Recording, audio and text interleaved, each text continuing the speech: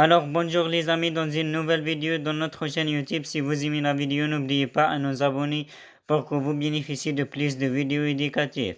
La vidéo d'aujourd'hui est à propos d'un thème très important qui est le cancer du sein. D'abord, le cancer du sein ou carcinome du sein est une croissance incontrôlée de cellules épithéliales dans le sein et c'est le deuxième cancer le plus fréquent chez les femmes, mais il peut aussi en de rares occasions toucher les hommes. Le cancer du sein est également la deuxième cause de décès par cancer chez les femmes après le cancer des poumons. Cela est dû en grande partie au fait que souvent, les cancers du sein ne causent aucune douleur ou inconfort tant qu'ils ne sont pas propagés aux tissus voisins.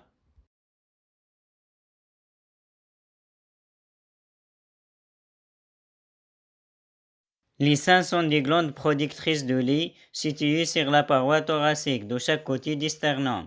Ils se situent au-dessus des côtes et des muscles pectoraux et ils sont divisés en trois parties principales. Le tissu glandulaire qui fabrique le lait est composé de 15 à 20 lobules.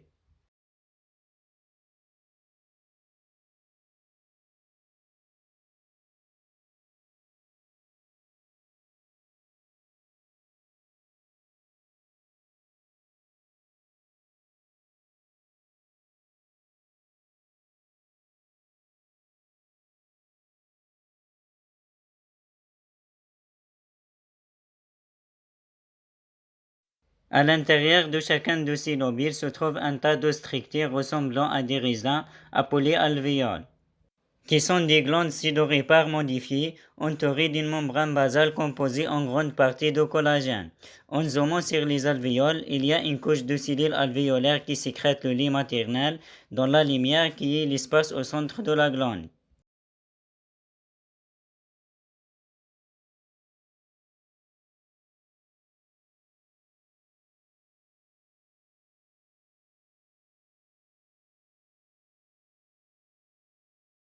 Autour de l'alvéole se trouvent des cellules myo-épithéliales spéciales qui compriment et poussent le lait hors de la lumière de l'alvéole dans les canaux lactifères et dans l'un des pores du mamelon.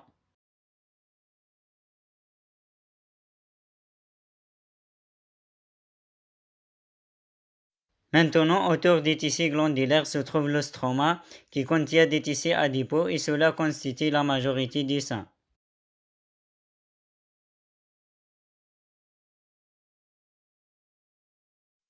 Les ligaments suspenseurs appelés ligaments de Cooper traversent le stroma et aident à le maintenir en place. Ces ligaments s'attachent à la surface interne de la peau du sein à une extrémité et aux muscles pectoraux dans l'autre extrémité.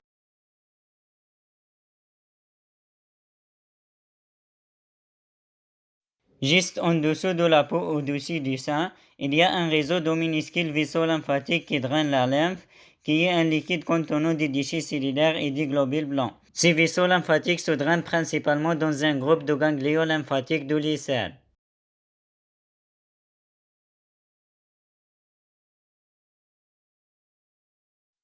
Maintenant, les cellules du tissu glandulaire ont des récepteurs pour certaines hormones, comme l'œstrogène, la progestérone qui sont libérées par les ovaires et la prolactine qui est libérée par l'hypophyse. Ces hormones stimulent les cellules alvéolaires à se diviser et à augmenter en nombre, ce qui fait grossir le lobule.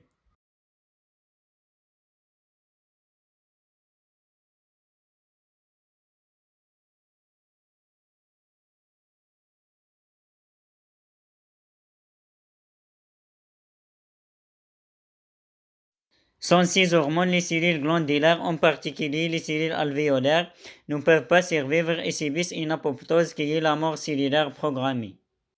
Par exemple, après la ménopause, la production d'oestrogène s'arrête, ce qui entraîne la mort des cellules alvéolaires. Et au fil du temps, ce tissu mammaire est remplacé par de la graisse.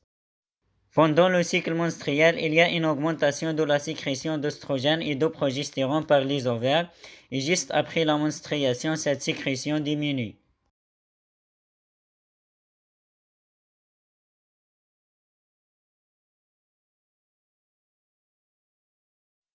En conséquence, à chaque cycle menstruel, les cellules alvéolaires subissent une division et une apoptose. Les hommes ont aussi des tissus mammaires, mais ils manquent d'alvéoles sécrétant du lait.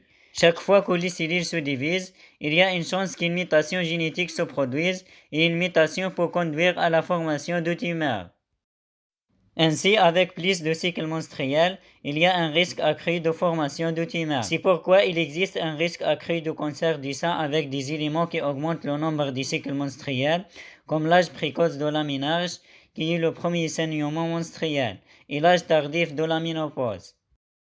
De même, les médicaments contenant des oestrogènes augmentent également le risque de cancer du sein. Il existe également d'autres facteurs de risque environnementaux, tels que les rayonnements ionisants comme les radiographies pulmonaires et les tomodensitogrammes. D'un autre côté, certaines choses qui sont associées à une diminution du risque de cancer du sein incluent une grossesse précoce et un allaitement plus long. Le cancer du sein a également été lié à des mutations spécifiques dans les gènes suppresseurs de tumeurs, tels que les gènes du cancer du sein, ou BRCA1 et BRCA2 et TP53, qui ralentissent normalement la division cellulaire ou font mourir les cellules si elles se divisent de manière incontrôlable. Les mutations de BRCA1 ou BRCA2 sont toutes les deux des mutations autosomiques dominantes qui peuvent être héréditaires et provoquer un cancer du sein familial. En plus du cancer du sein, il entraîne également un risque accru de cancer de l'ovaire. Certains cancers du sein présentent également des mutations du gène ORBB2 qui augmentent le récepteur 2 du facteur de croissance épidermique humain, ou HOR2, qui lorsqu'il est activé favorise la croissance des cellules. Chez les hommes, le cancer du sein est généralement causé par des mutations héréditaires des gènes BRCA1 et 2.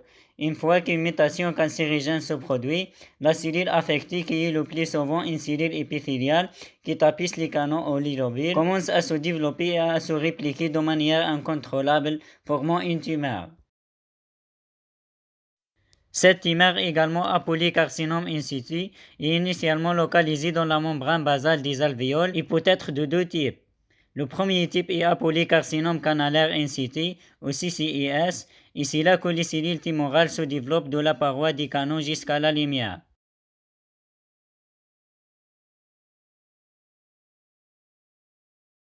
S'il n'est pas traité, le CCIS au fil du temps peut traverser la membrane basale pour devenir un carcinome canalaire invasif. De plus, les cellules cancéreuses des CCIS peuvent migrer le long du canal lactifère et à travers le pore sur la peau au-dessus du mamelon. C'est ce qu'on appelle la maladie de Paget du mamelon.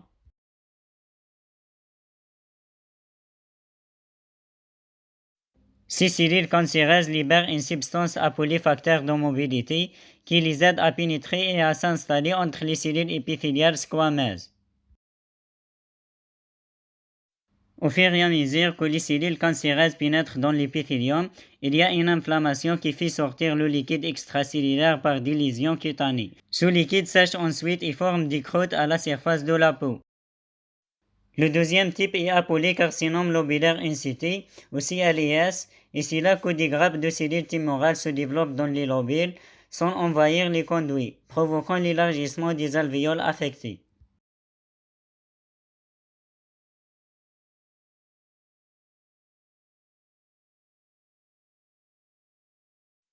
Contrairement au CCIS, au fil du temps, le LCIS ne traverse pas la membrane basale pour former un carcinome lobulaire invasif. Le LCIS a reçu son nom depuis de nombreuses années, avant qu'on ne se rende compte qu'il ne s'agit pas d'un cancer du sein, en ce sens qu'il n'envahit pas les tissus environnants.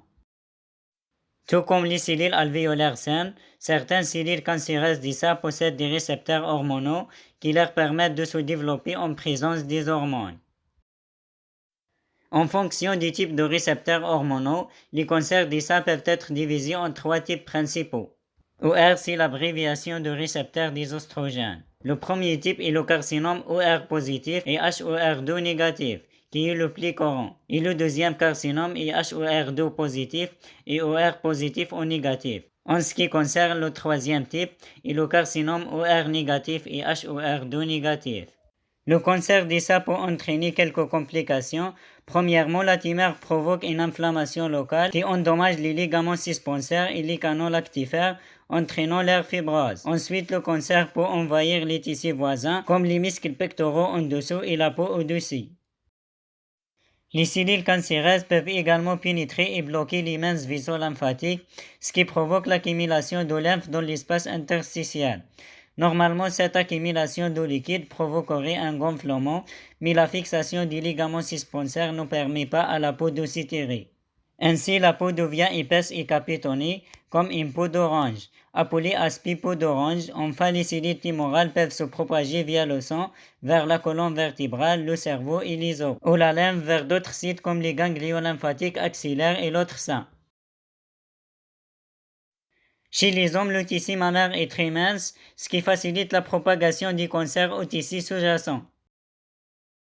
Le premier symptôme du cancer des seins est une grosseur ou un gonflement dur et indolore qui se situe le plus souvent dans la partie supérieure et externe des seins.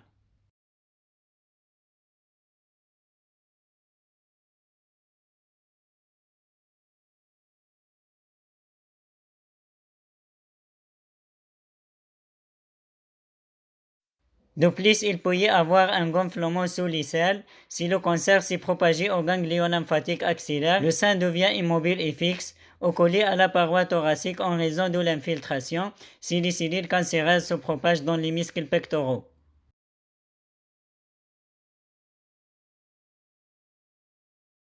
Un autre symptôme est le capitonnage de la peau sur la poitrine en raison de l'implication de la peau. La fibrose du canal lactifère et du ligament suspenseur provoque une rétraction ou un enfoncement du mamelon.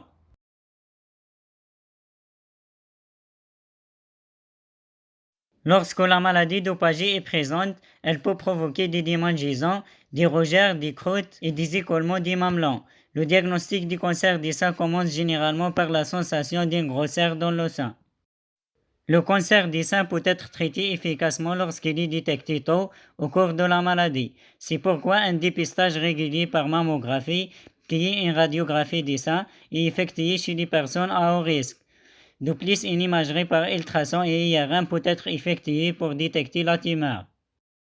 Enfin, une biopsie du gonflement ou une aspiration à l'aiguille fine et une cytologie où le liquide du gonflement est prélevé peuvent être effectuées pour confirmer le diagnostic. Pour déterminer le risque de cancer du sein, chacun est mis en scène par le système TNM. L'outil indique la taille de la tumeur et si elle s'est développée ou non dans les zones voisines, par exemple les muscles de la paroi thoracique. Un décrit le degré auquel le cancer s'est propagé aux ganglions lymphatiques voisins, en particulier les ganglions lymphatiques axillaires. Et enfin, M indique le degré auquel le cancer s'est propagé à d'autres sites aussi métastasés. Chacune de ces catégories est classée de 0 à 4, où 4 étant la plus sévère. Enfin, les combinaisons de ces sous-stades déterminent le groupe de stades auxquels sont attribués de 0 à 4. Le traitement du cancer du sein est basé sur le type et le stade du cancer, mais implique généralement la chirurgie, la radiothérapie, la chimiothérapie et l'hormonothérapie.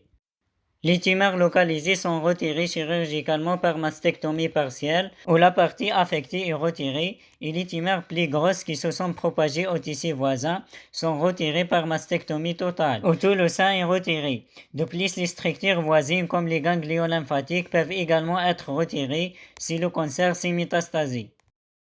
L'hormonothérapie est utilisée lorsque les cellules tumorales possèdent des récepteurs hormonaux, tels que les récepteurs de l'œstrogène et HER2. Il peut inclure des médicaments qui bloquent la formation ou les effets de l'œstrogène.